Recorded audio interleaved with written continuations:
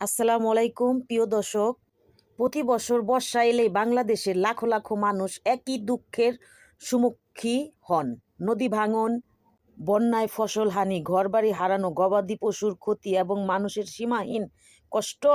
এই ঘটনা অনেক জেলায় প্রতি বছর বন্যা দেখা দেয়। উত্তর পূর্ব অঞ্চল ও দক্ষিণ পূর্ব অঞ্চলে বহু এলাকায় পানিতে তলিয়ে যায়। কুড়িগ্রাম, গাইবান্ধা, জামালপুর, শেরপুর, নেত্রকোনা, সুনামগঞ্জ, সিলেট, ফেনী, নোয়াখালী, লক্ষ্মীপুর, চট্টগ্রাম, বান্দরবান, খাগড়াছড়ি, কক্সবাজার ভিন্ন ভিন্ন জেলার মানুষ প্রতি বছর ক্ষতির মুখে পড়েন। অনেক মানুষ তাদের বসতভিটা হারিয়ে নিঃস্ব হয়ে যায়। কৃষকের সারা বছরের ফসল নষ্ট হয়ে যায়। শিক্ষার্থীদের পড়াশোনার ব্যর্থ হয়। রাস্তাঘাট ও সেতু ক্ষতি হয়। সরকার বন্যার সময় ত্রাণ ও সাহায্য দিয়ে থাকেন। এই সাহায্যটা ক্ষতিগ্রস্ত মানুষের জন্য গুরুত্বপূর্ণ, তবে বাস্তবতা হলো ক্ষতির পরিমাণ এত বড় যে শুধুমাত্র ত্রাণ দিয়ে দীর্ঘমেয়াদী সমস্যা সমাধান সম্ভব নয়।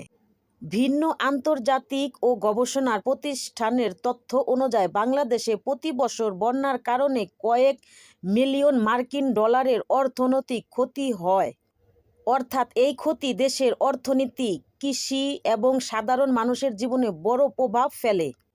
তাই এখন শুধু জরুরি সাহায্য নয়, দীর্ঘমেয়াদী পরিকল্পনার উপর আরও গুরুত্ব দেওয়া জরুরি। আমাদের বিনীত প্রস্তাব, এই ঝুঁকিপূর্ণ এলাকায় শক্তিশালী টেকসই বন্যার প্রতিরক্ষার বাঁধ নির্মাণ করা। নদী ভাঙন ঝুঁকিপূর্ণ এলাকায় স্থায়ী সুরক্ষার কল্পনা বাস্তবায়ন করুন। যেই সব পরিবার বারবার নদী ভাঙনের শিকার হচ্ছে তাদের জন্য নিরাপদ স্থান, পরিকল্পিত পুনর্বাসনের ব্যবস্থা করুন।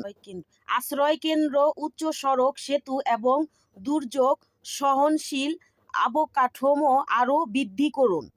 প্রিয় দর্শক, এই বিষয়টি কোনো রাজনৈতিক বিতর্ক নয়, এটি দেশের কোটি মানুষের জীবন জীবিকার প্রশ্ন। আমরা চাই সরকার, আসুন আমরা সবাই মিলে এমন একটি বাংলাদেশের প্রত্যাশা করি যেখানে বন্যা এলেও মানুষ ক্ষতিগ্রস্ত হবে না, কৃষক তার ফসল রক্ষা করতে পারবেন এবং কোনো পরিবার বারবার নদী ভাঙনের কারণে নিঃস্ব হবে না, ইনশাআল্লাহ। আমাদের সম্মানিত সরকারের কাছে বিনীত অনুরোধ, আপনারা বন্যায় কবলিত এলাকায় মানুষের পাশে আরও শক্তভাবে দাঁড়ান।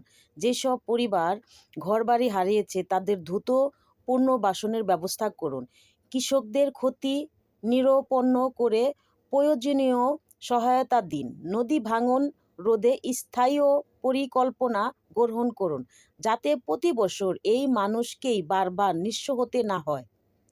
ত্রাণ সাহায্য শুধু কয়েকদিনের জন্য মানুষের উপকার করে, কিন্তু মানুষ চায় একটি নিরাপদ ঘর, তারা চায় কাজ করার সুযোগ, তাদের সন্তানদের নিরাপদ ভবিষ্যৎ।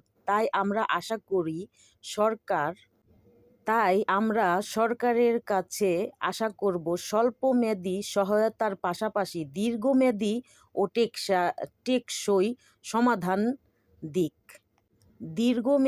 সমাধানের দিকে আরও গুরুত্ব দিবে, ইনশাআল্লাহ। আমরা বিশ্বাস করি সরকার, প্রশাসন এবং দেশের মানুষ সবাই একসঙ্গে কাজ করলে এই দুর্যোগ মোকাবেলা করা সম্ভব, ইনশাআল্লাহ। আল্লাহ যদি সহায় থাকেন, আসুন আমরা সবাই মানবতার হাত বাড়িয়ে দেই, সমাধানের পক্ষে কথা বলি।